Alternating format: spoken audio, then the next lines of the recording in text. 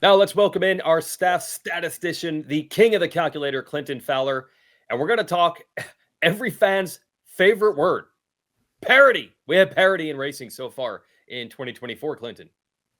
We do. We've got the same guys, or excuse me, we've got different guys doing the fastest qualifiers. We've got different guys winning the heat races, the LCQs, and the mains. It's making for some great conversation and competition. JT, looking at fastest qualifiers. We've got Jet Lawrence and Levi Kitchen, who started at A1. Now we got Aaron Plessinger and RJ Hampshire. To me, Aaron Plessinger, Levi Kitchen, first time they've been fastest qualifier. That's got to be a boost of confidence. How important is it to start your day off with great qualifying? It certainly helps. It's just a boost to your confidence. The mood between your qualifying session and that heat race is just a little better. There's a little bit of pep in everybody's step. But it's so funny, you contrast that, all of that completely goes away when the gate drops for the heat race. There's so much emphasis put on qualifying in the afternoon, and as soon as the heat races start, nobody really cares anymore. So I do think it's important just to kind of make sure you're going into the racing with a good attitude, but it's one of those things that matters until it doesn't. Now let's go on to the heat races. Did anyone have on the bingo card the night of the Jorge Prado, Dylan Ferrandis sweep of the 450 heats? I don't know if people had that, let alone this early. And we've had different heat winners in every single heat this year. Yeah, it's an impressive. I definitely didn't see the international crew there between Ferrandis and Prado. But guys, eight different heat winners in 8 heats. Impressive. Maximus Voland and Ryder DeFrancisco winning their first career heat wins. Again, that's got to be a great boost of confidence, especially for a guy like Ryder D, who's a rookie. I expect he'll build on that in San Diego this week. But JT, Jorge Prado winning a heat race, that feels like a big milestone, but is there an asterisk because it was done in the mud? Well, the big winners there were the Super Motocross Video Pass because we had international winners in those heat races. But I don't think we can really read too much into it. I think the mud was the biggest factor there. So I'm just going to kind of slow everyone down on getting too carried away with what we saw in the mud with those guys. And we'll kind of reconvene to that point in San Diego. And then the parity goes all the way through the last chance qualifiers. It sure does. We've got 4 guys here: Justin Hill, TJ Albright.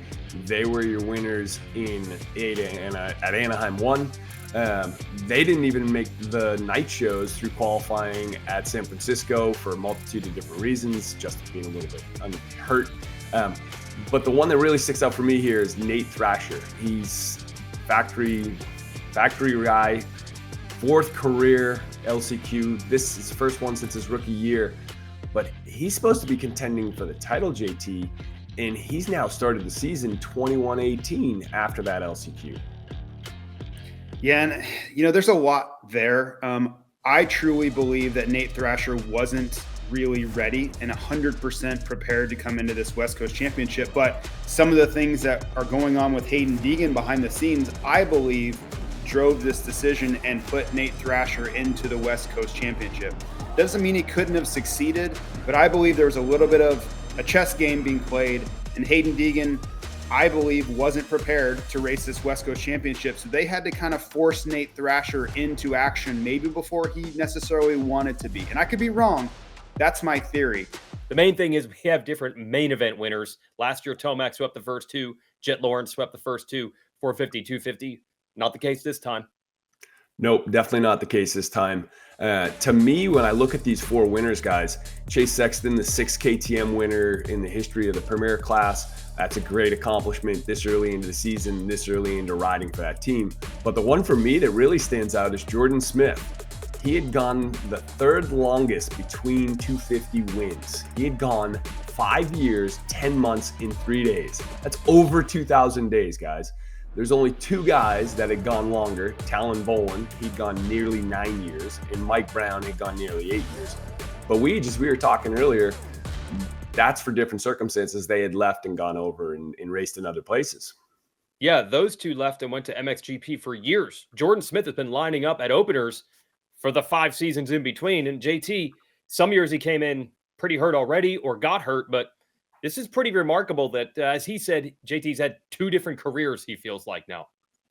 Yeah, and if you think about where Jordon Smith was in 2017, he was contending for a title. He had such a bright future. I think everybody had him penciled in to be a championship contender for the next couple of years before he made that eventual jump to the 450 class. That's where we all thought this was going. And lo and behold, that's not how it panned out at all. He couldn't stay healthy. He couldn't stay upright. And now, all the way till 2024, he's back there again. And I've tried to keep reminding him, hey, it's been a really long time since you were this guy again. And yeah, I think for him too, he's been waiting and working behind the scenes to get this form. So we'll see what he does with it. But right back, I just go back to that Las Vegas finale in 2017 where everything was set up for him to be champion and he crashed. It's been a long time since he was in that position, and here we are again. There's your parity for you. So, Clinton, thanks for the data, and I'm sure it's going to get crazy again at round 3. Yeah, looking forward to San Diego, gentlemen. Here's how to watch round 3 of the Super Motocross World Championship from San Diego. You can watch everything live on Peacock or outside the United States on the Super Motocross Video Pass. It starts with Race Day Live. That'll be at 3 o'clock Eastern, and racing begins at 8:30 Eastern on Saturday night. Hi folks, Lee Diffie from NBC Sports here. If you truly enjoyed what you just watched, you can get more news, interviews, and highlights by subscribing to the Motorsports on NBC YouTube page. You can get it all, so go for it.